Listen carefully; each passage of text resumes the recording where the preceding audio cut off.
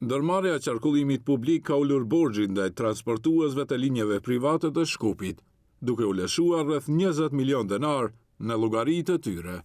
Edhe pse sipas transportuesve privat kanë mbetur edhe rreth 150 milion denar për të paguar autobuset e linjeve private, sot përsëri u rikthyer në qarkullim.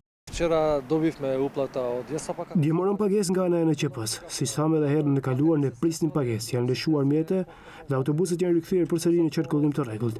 Apelojmë drejtorin e NQP-s që duhet rregullisht të paguaj paratë, sepse kemi nevojë për derivate, servisim të autobuseve. Pra, na duhen paratë që të mund të funksionojnë normalisht. Këto fonde nuk janë të mjaftueshme, por ja qarkullojmë dhe presim që në vazhdimsi të bëhen pagesat.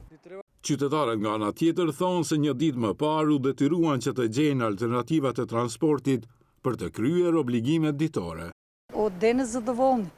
Sot ishte mirë situata me autobusët. Kishte autobuse në çdo 5 minuta, por më parë ishte shumë e vështirë. Ato private nuk janë paguar dhe sigurisht që ato duhet të jetojnë. Edhe ju pa rrok, edhe unë pa pensione nuk mundemi. Građanët e nia, pogotovo penzionerit, Qytetarët e sidomos në pensionistët që shfrytëzojmë transportin publik po vuajmë më shumë.